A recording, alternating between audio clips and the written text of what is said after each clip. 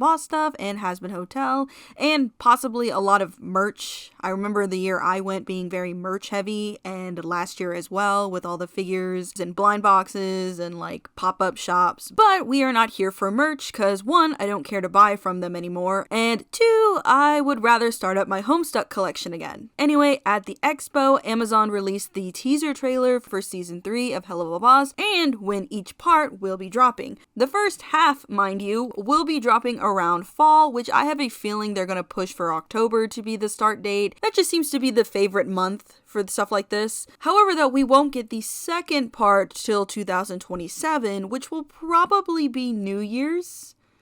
It's just a guess of mine. Don't take it as face value. Anyways, though, in the trailer, we see a lot more of Stolas, which, yay. But to be somewhat fair, it was going to happen now that he's with IMP. But in a quick scene, we see Octavia all dressed up for her possible coronation/birthday. She's even blowing cold air, so we know that she's still at the castle. So this is a party happening. And we see that Stolas is there because based on him telling Blitz good luck, he either wasn't invited or there's some kind of plan to talk to Octavia because the outfit that Blitz is wearing is the same outfit that he's wearing when he's doing like the spy drop. So I think these two scenes are from the same thing. There's a few more scenes where I'm like, I think these are all part of the same episode because of the background. So I have a feeling this might be like mid-season finale type episode or season finale episode. So we'll see.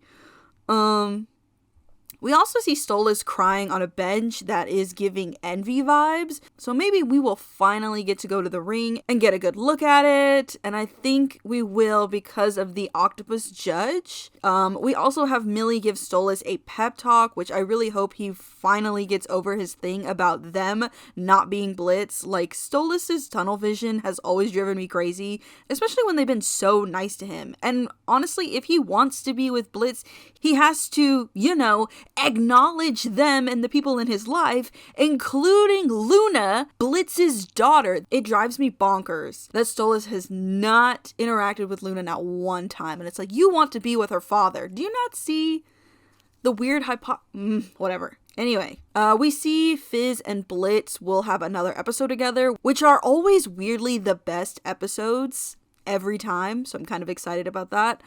We also get a possible flashback to a young Stolas with his full emo fit, and it looks like he's chasing Visago in a fun, maybe flirty way, till Visago blows up, and like, fingers crossed they were once like a thing, mainly due to what was going on in the trial, but also because I have this AU where Stolas rejects Blitz's love confession after talking with Ozzy about how imps' lives are a moment to them, but it hurts that much more when they're gone, and Stolas doesn't want to go through that, and he and Stella have kind of like an open marriage, and Visago is who Stolas falls for. There's a lot more going on within the AU, that's why the reason it is. But anyway, we see Robo Fizz makes a return along with a lot more, which I guess makes some sense now that Fizz quit and no one would probably want them anymore now that the Glam Sisters won the pageant. We also see a flashback to Millie, and I say it's a flashback because her hair is longer and she's in a uniform with a snake on it, so maybe we will finally get a full Millie episode about her life and background. I mean, it's only taken us how many years now? Also, finally, the audio that I have been holding on to, and they posted it, so it's not anything crazy, will be heard, because Stolas is at court, and the octopus lady has a very lady part name. I know that's going to happen, because Stolas specifically says judge, and that is a judge, so it's like, finally we're gonna get the audio, but it's also really surprising, because that audio was recorded years ago, and we're just now getting it. And yeah, I get that animation takes time, but the timeline for all of this feels so off. Oh, and at the end of the trailer, we get Luna in the gluttony ring telling someone we losers have to stick together. My money is on Stolas, mainly because of what I said before, where Luna and Stolas have not interacted not once, especially now that he's like living in her house. So I'm really hoping that they're gonna talk to each other. Plus, he's kind of like a loser now within this season, due to what happened. Though it could also be someone new. They always like to do that. Anyway, though, everything looks very nice, art-wise. I'm sure the music will be even better, but will it be good story-wise? kind of hard to tell how it's all going to go down and be wrapped up, since season 1 and season 2 is just a plot hole highway along with them rewriting the pilot. So yeah, and I mean, we all know how this is going to end, but the build up to getting there feels not as fun as it could have been. You know what I mean? But anyway, though, curious to see how this all goes. Fun as it could have been. You know what I mean? But anyway, though, curious to see how this all goes. Now the other things that we got at Level Up was another short, this time following Barbie, Blitz's twin sister, and it picks up right after what happened in Unhappy Campers, with Barbie getting fired after the death of the teen helping her. We also learn she's just like her brother, aka ramming an ambulance driver due to being double parked, and sending a mass email about, offering to tap her boss and his wife, but just like Blitzo, all of this got her fired, and she had to give up her Osmodeus crystal, which I'm still confused on how they work as a whole, because Sloth seems to use them way more, and Succubus technically don't really need them, so I'm very confused why Osmodeus is just like the go-to all for every magical thing, or just like thing in general. Anyway though, we see Barbie is texting Fizz, and apparently they hang out and have stayed in touch, which I find kind of touching and worrying, since Blitz's dad is probably the reason Blitz never came to the hospital to apologize, and maybe Barbie too as well. But I do kind of weirdly like that they still talk to each other after so many years. But unfortunately, Barbie's phone gets waterlogged and dies, and she takes the elevator to Greed, and the intercom does the whole train delay thing, but it also does the message in Spanish.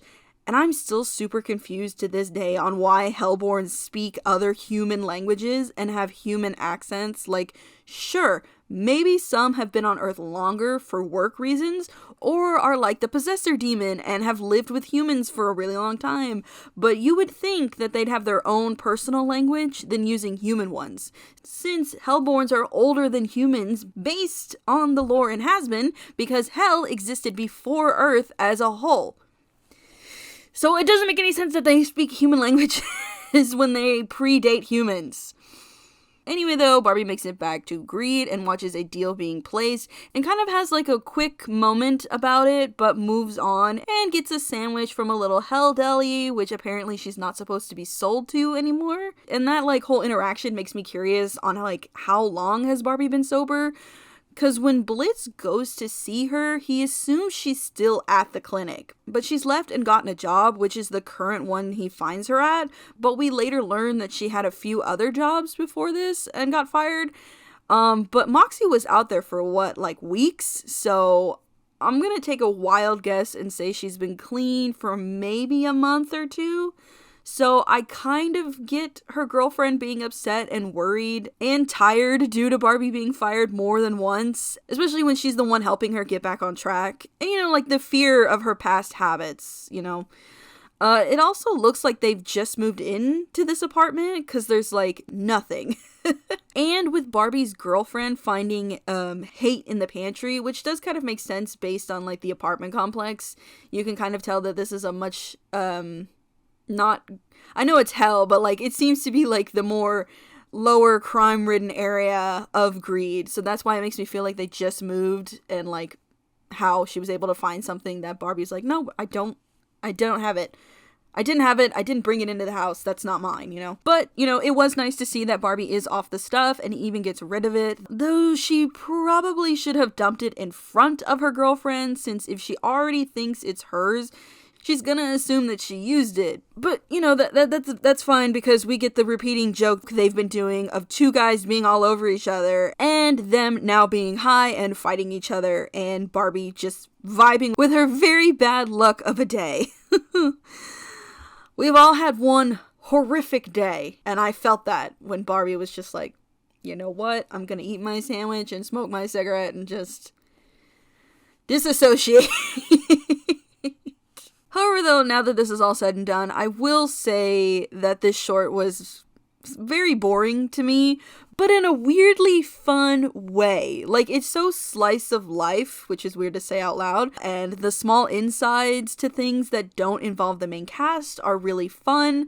You know, I did weirdly enjoy myself, but like, would I recommend this to somebody? No, not really. It's not the most you know, I'm a very big slice of life person. I enjoy those kinds of episodes. I mean, I really love the song. It starts with sorry. So my taste is very, is very like simple. But this one felt like too simple. Plus, even though we learn more about Barbie, we don't learn too much, which is weird to say. Like, we're following her around in like one day of her life, and it's the worst day of her life, and it's like, okay, I can relate, but I can't fully sympathize. You know what I mean? I don't know. It's weird. It's a weird mix where I do enjoy it, but I do also find it boring. You know what I mean?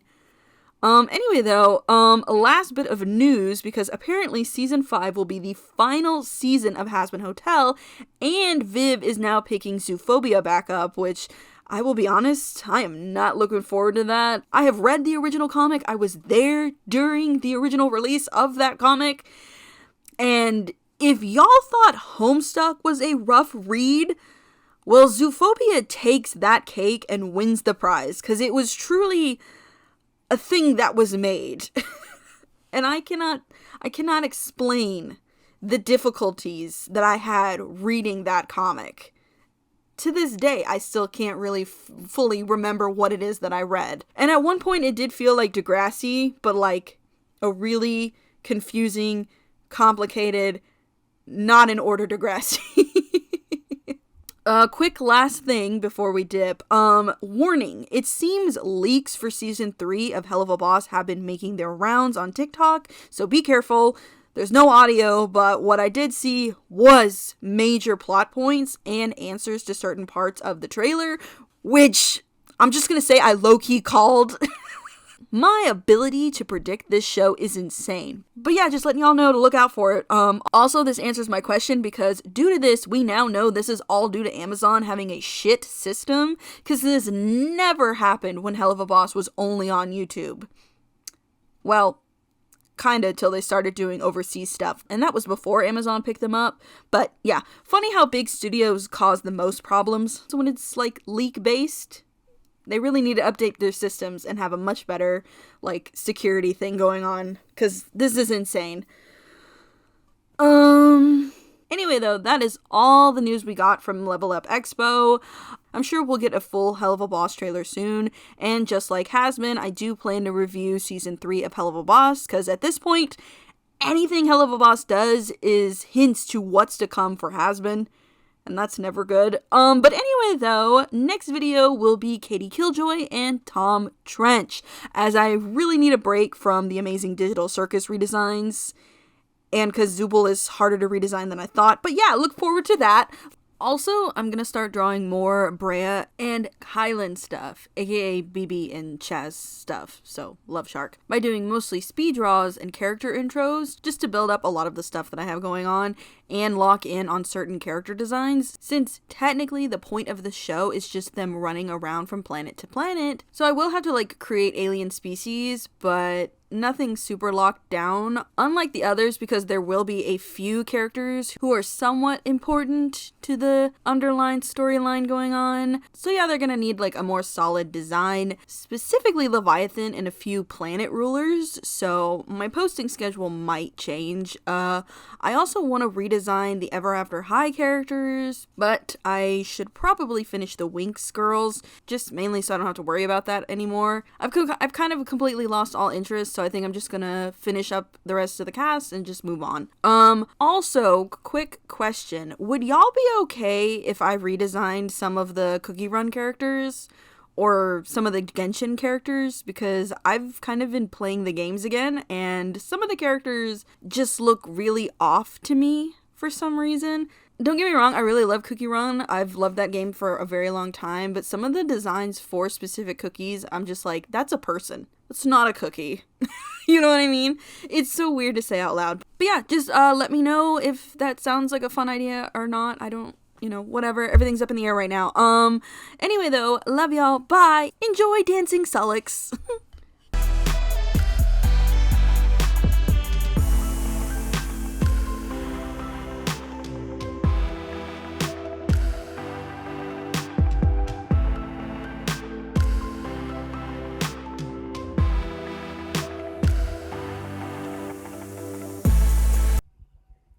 Also, thank you to the other members. You have my whole heart. Everyone else, please remember to like, comment, share, and subscribe. Follow me on my socials right here. And if possible, hit that join button or super to join the Board of Teeth. It really helps out the channel and me. I hope you all have a super fantastic day, and I'll see you in the next one. Bye!